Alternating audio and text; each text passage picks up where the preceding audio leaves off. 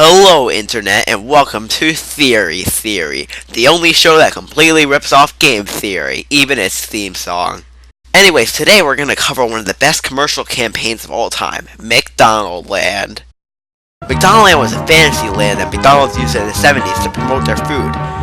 McDonaldland lasted a while, with the strongest years being arguably the first 10. But I had to ask myself, how much of this really is fantasy, and are we just overlooking it?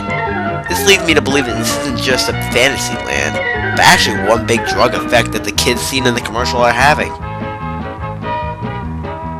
First of all, let's review the first ever McDonaldland commercial. Get yourself ready for a trip through McDonaldland. Take along a friend and grab a hold of Ronald's hand. Notice the trippy music and setting. Follow Ronald McDonald through the land of apple pie trees. And don't be surprised if you meet Big Mac and Big Cheese. Isn't it kind of strange that everything is this fantastical? Volcanoes, you'll even find a French fry thatch. Now just turn around and see if you won't find a hamburger patch as you're heading for a McDonald's. I mean, they go to McDonald's in the middle of the forest, skip around a hamburger patch with a clown, and even eat french fries growing from the ground. Now let's fast forward a bit. A later commercial depicts a new character, Evil Grimace, doing what he did best in those days, stealing shakes. Evil Grimace running off with loads of shakes and I'm thirsty. Now here's the part that interests me the most. Watch the first 10 seconds or so.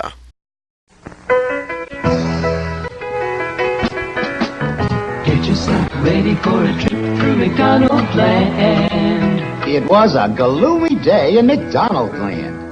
No Coke, no shakes. Because the evil Grimace had grabbed all the cups. The narrator says that it's a gloomy day in McDonaldland, and the kids go on to say that there's no Coke. No Coke. The reason this is notable is because this is the only McDonaldland commercial I can think of that actually mentioned Coke. We can all assume they mean Coca-Cola, but what if they mean cocaine? Now you might say I'm crazy, but later on in the commercial we see Evil Grimace with all of his cups that he stole, and none of them have any trace of being Coca-Cola. We know that's supposedly Coca-Cola because he says it's Coke. Where's the Coke? But what if the cups are actually filled with cocaine? It makes sense. Maybe he's trying to save the kids from McDonaldland by hiding the Coke, thus destroying McDonaldland.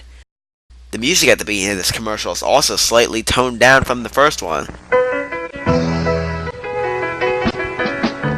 Get yourself ready for a trip through McDonaldland. But Ronald McDonald comes and saves the shakes and Coke, ending Evil Grimace's attempts. But then who is Ronald McDonald? And how does he fit in? He's the main character who directly interacts with the children. Well, I believe that he's the one who fed the children cocaine in the first place, because, well, let's take a look back to his first form.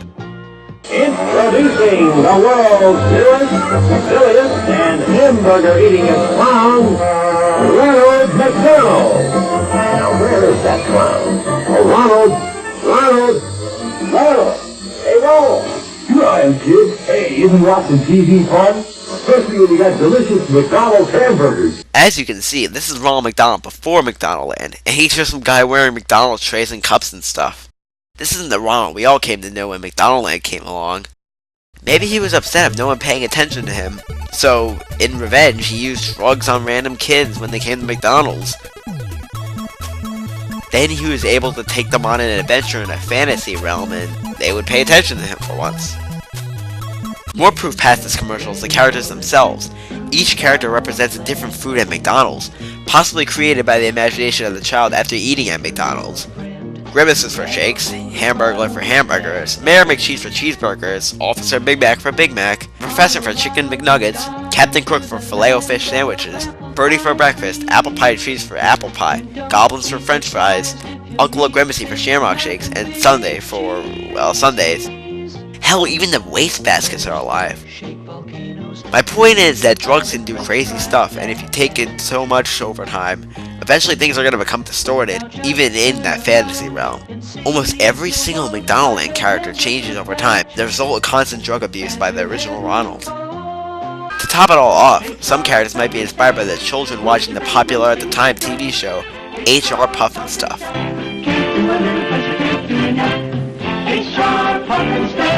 All of this would make sense, but at the same time, it's a commercial, and this can't really be applied to every single McDonaldland commercial, mainly just the first few. But hey, that's just a theory. A theory. Thanks for watching.